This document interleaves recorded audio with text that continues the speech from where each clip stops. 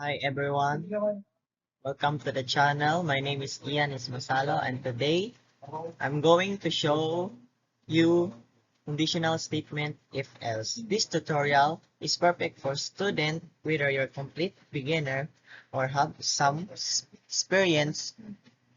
Alright, let's get start. What is a conditional statement if else? A conditional statement lets your program make decision based on condition like checking if a number is positive, if someone is old enough to vote, or if a user entered the correct password.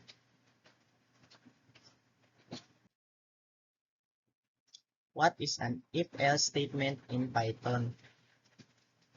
It lets your program make decision by executing certain code only when a condition is true.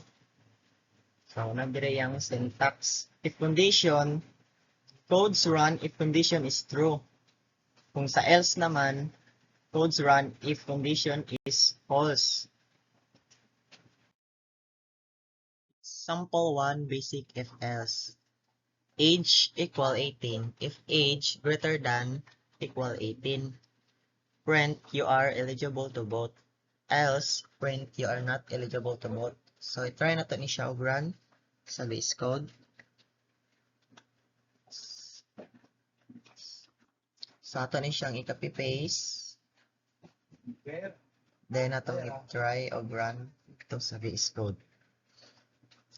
So copy paste. Then itong i-print. Na to i-try og run.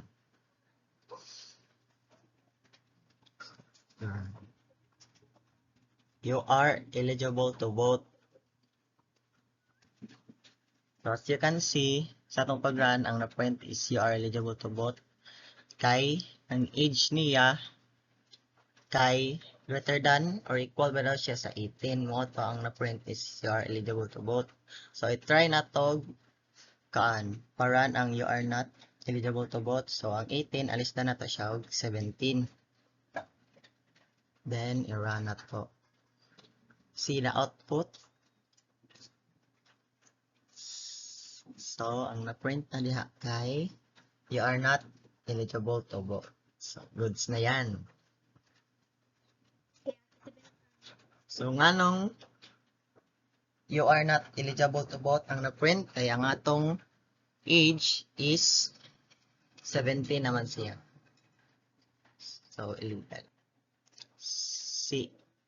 Si age ba daw is greater than or equal kang 18.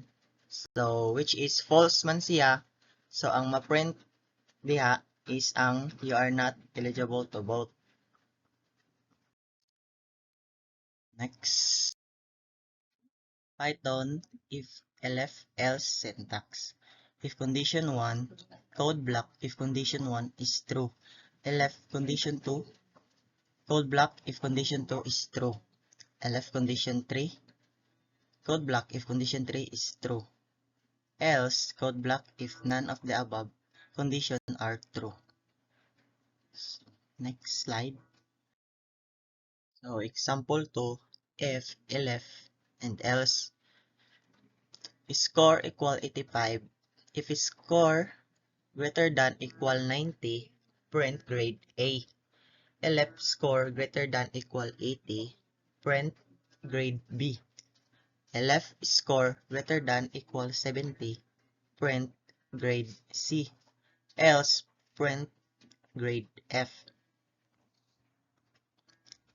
If score greater than equal 90, print A. Print grade A. So, ang 90 ba daw kay greater than ba daw siya sa 85? Equal to 1 to. I mean, ang 85 is greater than ba siya kang greater than or equal ba siya kang 90? So, print ang grade A niya, which is false man siya. So, direta sa elif.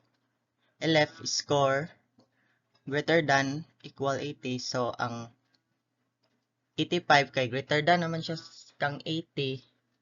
So, motong ma-print ang B. So, for example, ang atong score is 75 siya. So, kung si 85 ba daw, ay balik ang 85, imo na to ng 75. So, 75 ba daw, kung si 75 ba daw kay greater than ba siya or equal kang 70, so, true siya. So, ang ma-print is grade C. So, kung wala diri ang condition nga gipangita niya, so, ma-print ang grade F. So, which is mo ni ang else print grade F. So, ato ni siyang i-try o run sa VS Code. Ato ni siyang i-copy paste. Copy paste na ta siya. Then, ato din ta sa VS Code. So, print lang na to. And then, try na to run. So, si B ang na-print, no? So, ang atong output, no, kay B man. Kaya ang atong score is greater than man siya kang 80, which is mao to ang grade B. What is an if-else statement in Java? So, sa Java na pod, the if-else statement is used to make decisions. In Java, it checks a condition and execute code only if that condition is true. If not, it's run the code in the else block. Java if-else syntax. If condition code, if condition is true. Sa else naman, code if condition is false.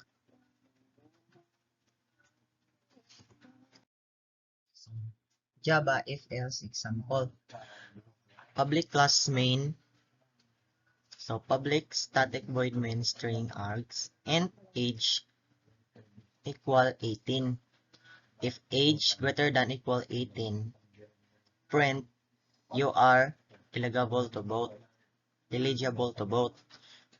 Else, system not out that print line, you are not eligible to vote.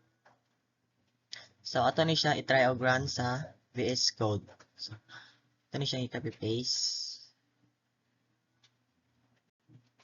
Ito siyang i-try og run sa VS Code.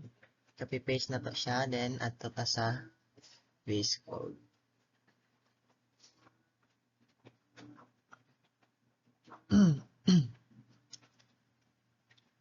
Copy paste. Then print na to. Try na to run. And then good. So, ang atong output kay you are eligible to vote kay ang age man nato kay greater than or equal man siya sa 18, which is true siya. So, mao to ang na-print is you are eligible to vote.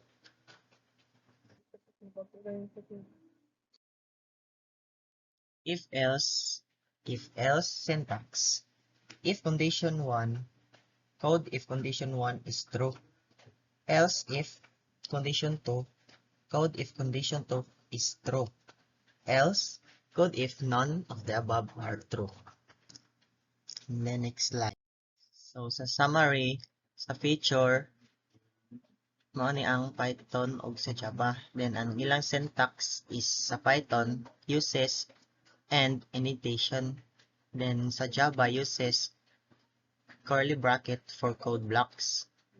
Then sa else if, ang sa Python elif, then ang sa Java else if. Then ang block ending. Ang sa Python kay indentation ends the block. And then ang sa Java naman is curly braces and the block.